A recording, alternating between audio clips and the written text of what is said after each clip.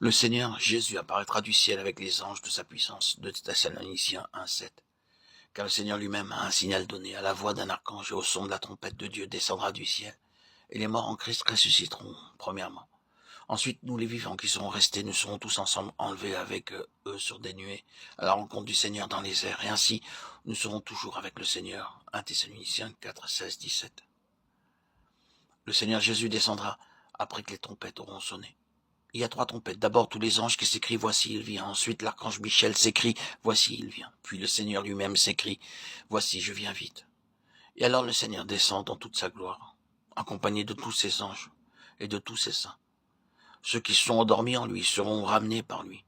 Ceux qui sont vivants sur la terre lors de sa venue seront soudainement enlevés auprès de lui, avec un corps immortel. Et en le voyant tout à coup face à face, ils seront transformés à son image. Tous ensemble, ils rencontreront le Seigneur dans les airs. Ce rassemblement aura lieu dans les airs.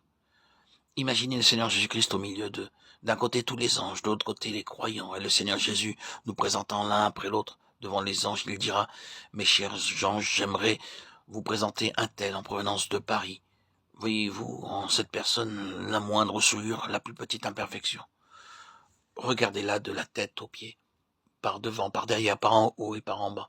Voyez-vous quoi que ce soit de répréhensible en cette personne? Quelques fautes, quelques rides? Alors les anges regarderont de tous les côtés et répondront « Non, Seigneur, nous ne voyons rien de répréhensible, il n'y a aucune faute dans cette personne. » Ils diront même au Seigneur « Nous voyons dans cette personne une gloire supérieure à celle que nous avons nous-mêmes, car en le voyant en lui, nous serons semblables à lui. Il nous donne sa propre beauté, sa propre gloire, sa propre majesté. » C'est pour cette raison que notre Seigneur est si heureux. C'est lui qui a commencé cette œuvre et c'est aussi lui qui l'achèvera. Ensuite les anges diront encore au Seigneur « Seigneur, nous connaissons ce Parisien depuis très longtemps.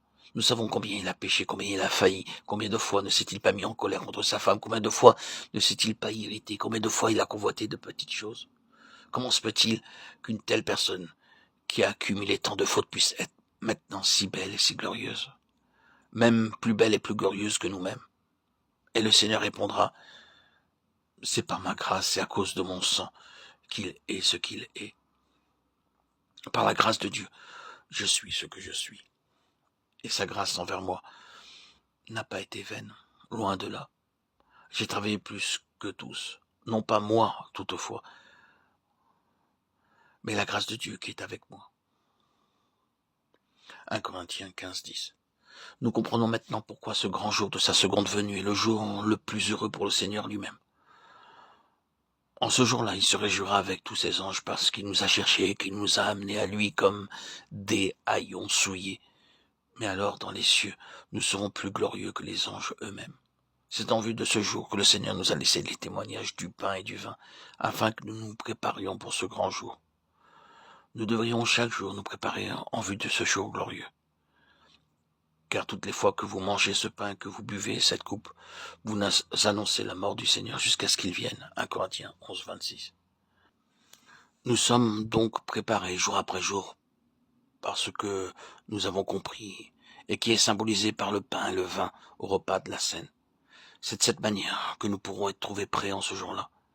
Le Seigneur Jésus peut revenir à n'importe quel moment et il désire que nous soyons prêts à tout instant pour la Sainte Communion.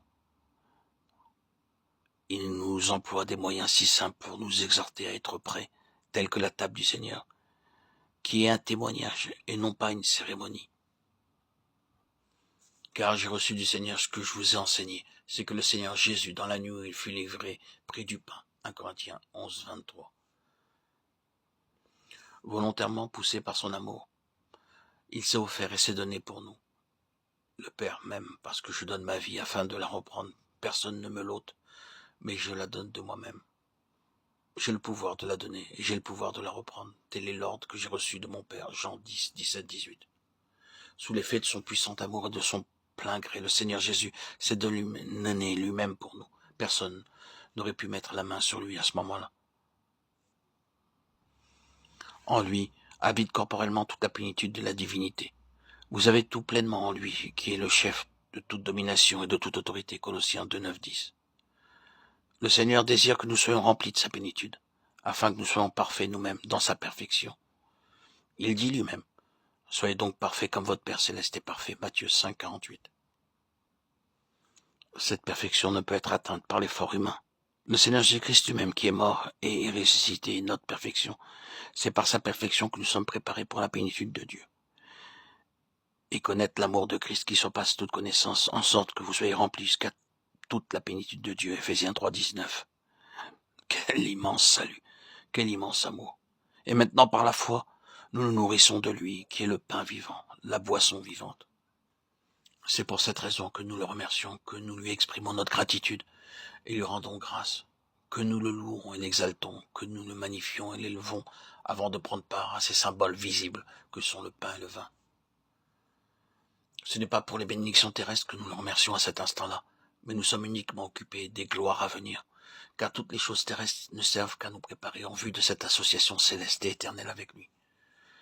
Ainsi, par la foi, nous le mangeons et par la foi, nous le buvons afin d'être semblables à lui dans le futur.